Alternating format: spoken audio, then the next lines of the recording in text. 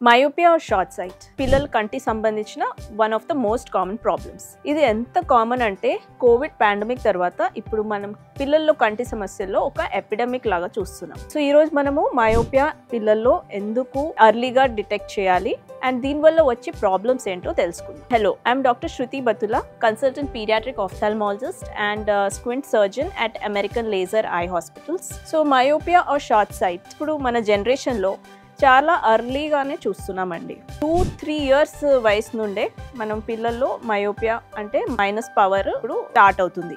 ఇది ఎందుకు ఇలా అవుతుంది? మనం ఒక డిజిటల్ ఎరాలో ఉంటున్నాం. అంటే పిల్లలు 2-3 ఇయర్స్ వయసు నుండే టీవీ, ఫోన్, మొబైల్కి అలవాటు పడిపోతున్నారు. దీనివల్ల మైనస్ పవర్ అనేది ఎర్లీగా వస్తుంది, ఇంకా ఫాస్ట్గా ప్రోగ్రెస్ అవుతుంది. సో ఇలా అవుతే ఏంటి problem? So every year glass power change అవుతుంది. దీనికి మనం గ్లాసెస్ చేంజ్ చేసి వాడుకుంటాం. అలా చేస్తే సరిపోతుంది కదా? నో, ఇక్కడికే ట్రీట్మెంట్ ఆగిపోదు. ఎప్పుడైతే మయోపియా పెరుగుతుందో దీన్ని మయోపియా ప్రోగ్రెషన్ అంటాం.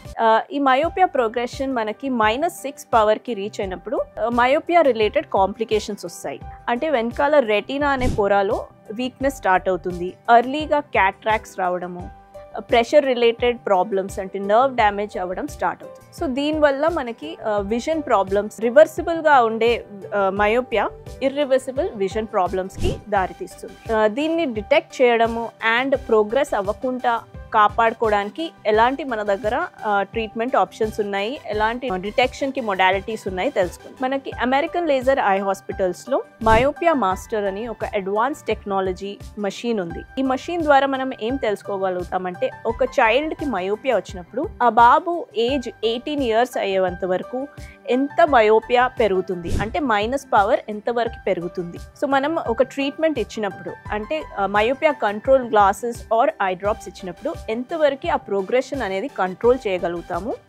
అండ్ ఏ పిల్లలకైతే మయోపియా లేదో వాళ్ళకి ఫ్యూచర్లో మయోపియా వచ్చే రిస్క్ ఉందా, అండ్ జెనెటిక్ ఫ్యాక్టర్స్ అంటే మదర్ ఫాదర్కి మయోపియా ఉన్నప్పుడు ఎంత రిస్క్ పిల్లల్లో వచ్చేది, ఇదంతా మనము ఈ మషీన్ ద్వారా తెలుసుకోగలుగుతాం. మీ పిల్లలకు కానీ మీకు తెలిసిన వాళ్ళకి కానీ హై మయోపియా ఆర్ మయోపియా ప్రివెన్షన్కి ఎటువంటి జాగ్రత్తలు తీసుకోవాలి, పిల్లలకి మయోపియా లేనప్పుడు ఫ్యూచర్లో వచ్చే రిస్క్ ఉందా, ఇటువంటి ఇన్ఫర్మేషన్ తెలుసుకోవాలంటే please visit American laser eye hospitals.